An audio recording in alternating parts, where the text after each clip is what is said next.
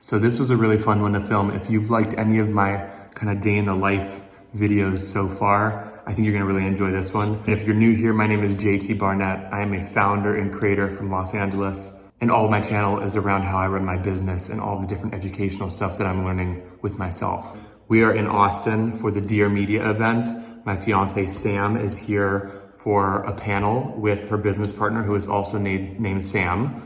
They are both co-founders of their company Form. Also on the panel is somebody named Sif, who is the founder of a brand called Array.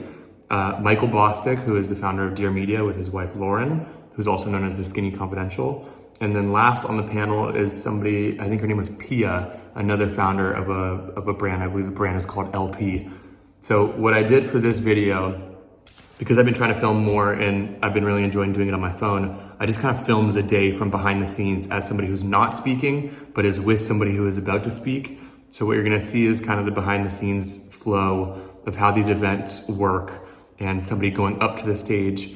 And then there's also some really good takeaways from them actually speaking, some really good different answers to questions that happened on the panel that I kept in here because it's good things for you guys to hear as well. But I just thought that this was a fun way to show kind of the behind the scenes of how these events go on and a really cool event that Dear Media put on in Austin.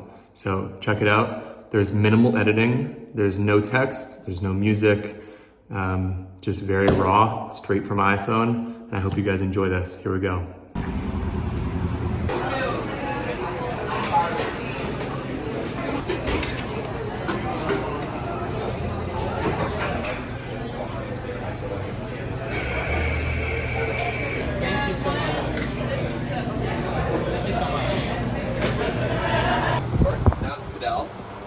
Now we've been playing Padel.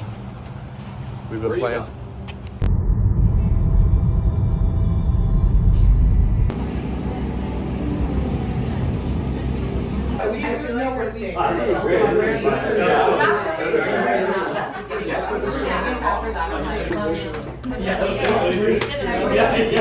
You don't know the game? Yeah.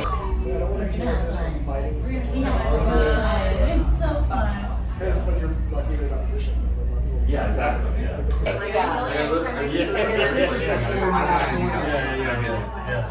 Because or just snapping a million times. That's an option. That's alright. It's on this one. Okay, you guys, we'll see you later. I'll be back. Thank you. Thank you. And can you do that message me so we can all follow on Instagram so we can video a podcast. bye. Bye, you guys. Good luck. See ya. Bye. Woo! Come on, boss. Oh, thank you.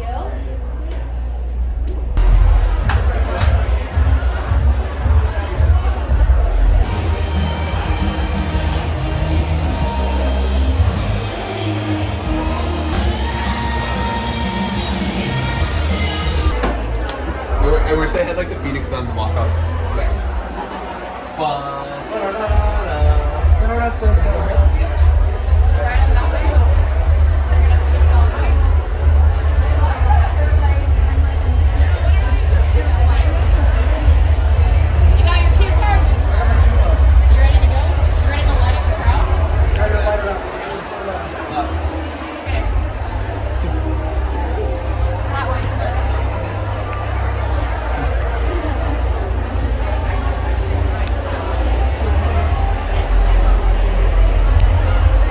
Let's go! Let's go!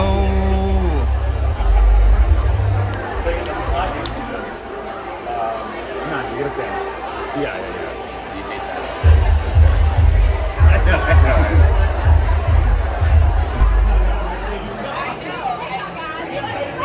He is. Don't let him fool you. Trying to play points. Yeah, bro. Yeah. This is a real dream team right here, guys.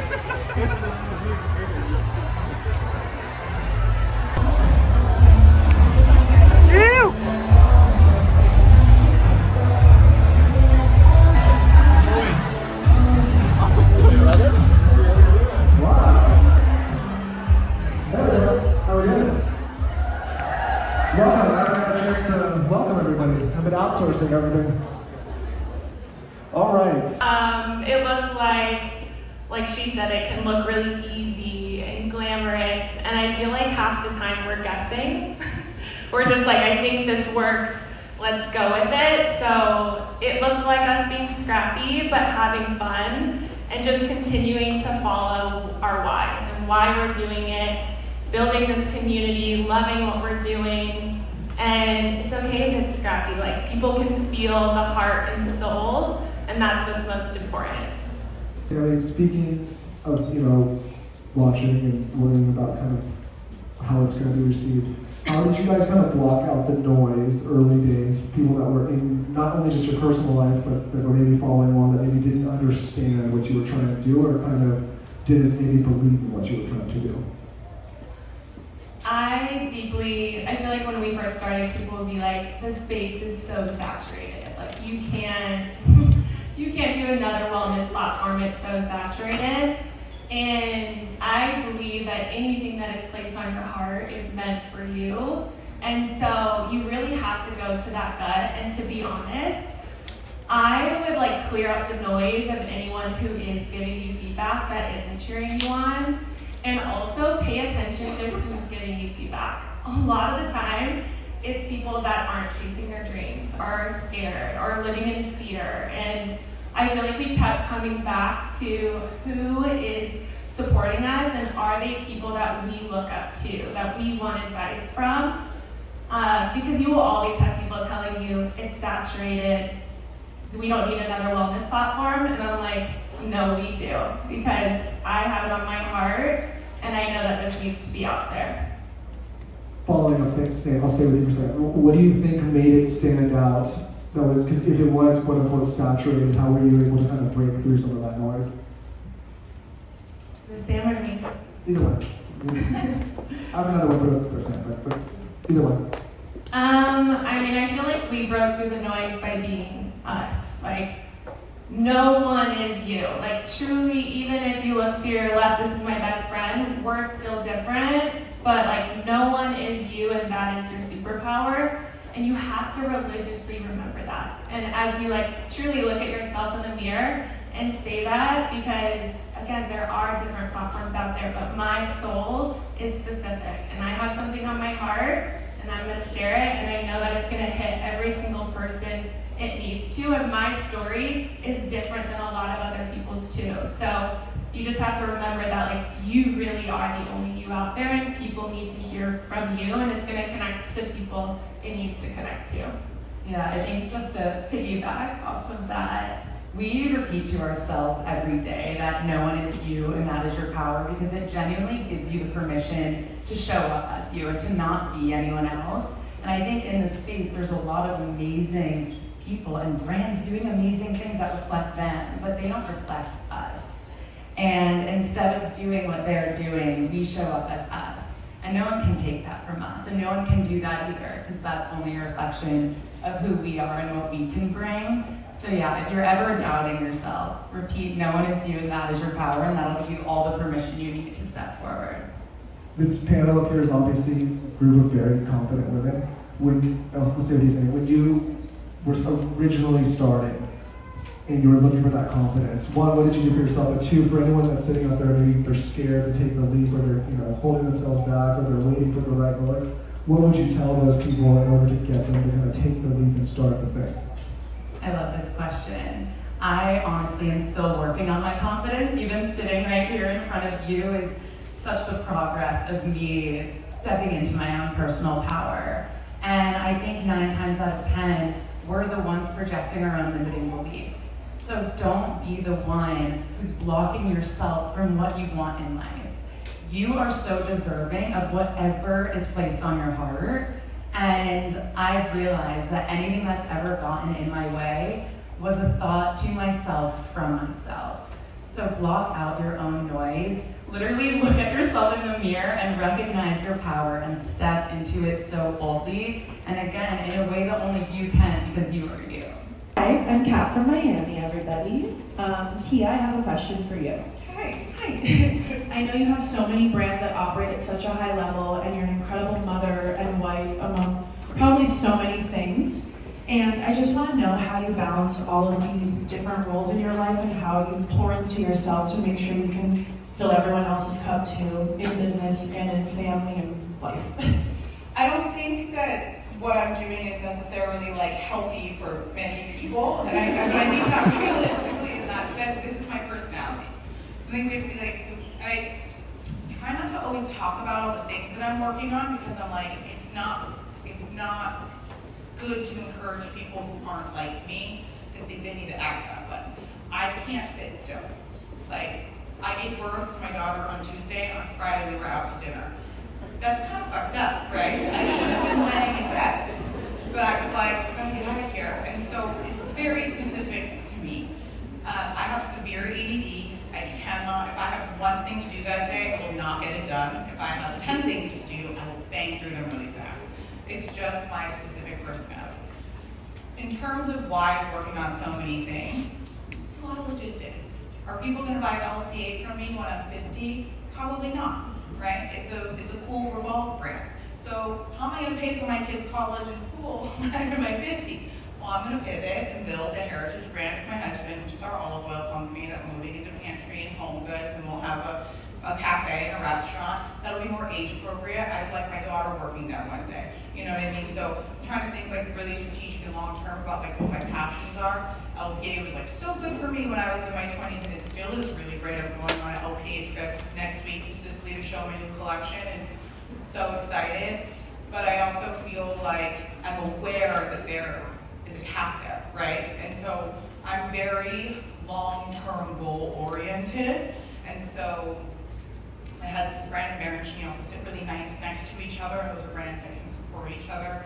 So that's like the podcast, influencer stuff, like all that stuff. Like that's how we pay our bills, and it's how I can connect with my audience, and it's stuff that brings like so much joy to my life. But I'm very aware of like my long-term goals, and that's why we're doing more things. And it's all things that are authentic to me. You know, we cook, we sit down.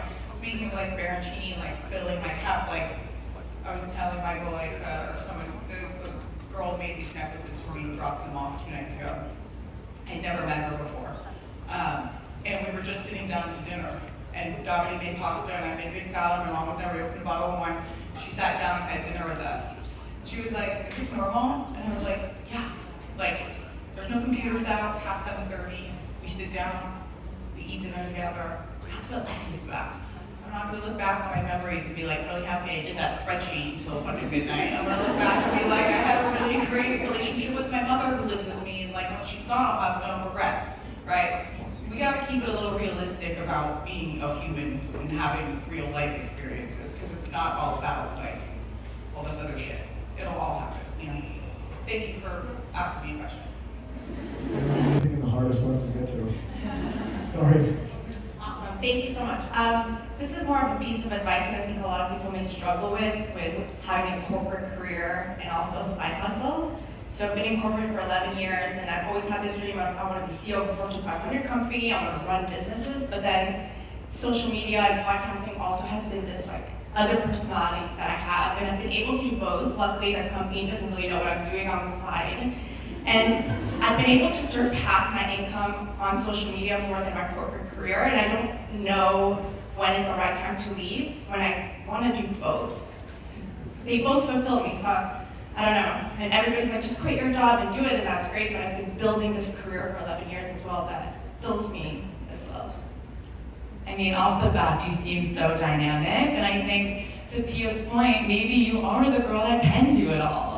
And I think that's maybe just a question for you to sit with and meditate with. Like, are both of these things meant for me? And can I have both of them? Do you want both of them? And if so, they're yours to have. If you're killing it in corporate for 11 years, but you have this fun balance on the side, I wouldn't even call that a side gig. You're just a woman who can crush at 2 jobs because that is you, and you're amazing. Wow, thank you so much. Love it. Can you hire someone?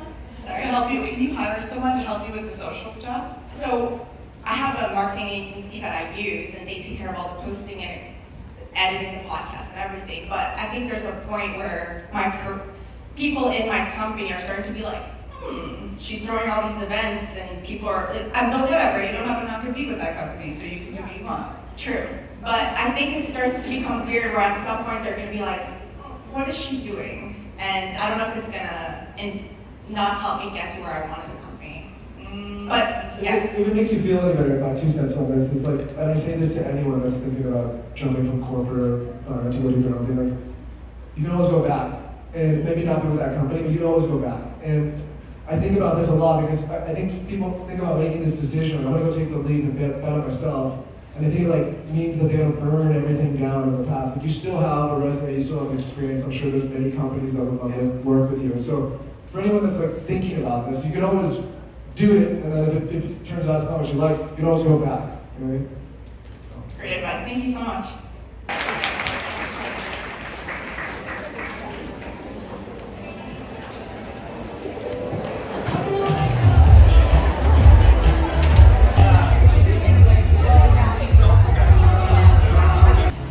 Man, so many good takeaways from that panel. They absolutely crushed it. Dear Media did a really good job setting up the whole thing. Beautiful, beautiful event space. So many cool people. And some real cool takeaways, like the video about shiny object syndrome. I actually don't know if I was able to record it, but basically like finding your tribe and listening to them rather than seeing what is happening in the world and following the trends. Really, really smart. Like, listen to the person that you're trying to get in front of rather than just what's going on in the world. Because if you just follow trends, you end up getting lost. You end up going all over the place and you kind of lose your own mission. You lose your own sense of being and who you are. And when you just follow yourself and your own uniqueness of who you are, what you believe in, and the people that you're trying to speak to, you just don't get lost. So that was a really cool takeaway. The other thing that I would say that I learned from listening to people speak today was it's okay to make mistakes. You don't have to do everything perfect. You're gonna make mistakes, and as a business owner and a leader, it's on you to actually like allow yourself to make mistakes because that's how you learn. Being accountable from them, make the mistakes. Like failure is a good thing. So make the mistakes, learn from them, pick yourself back up, take accountability, and keep moving forward. Really cool panel to see, and I'm super proud of Sam and Sam.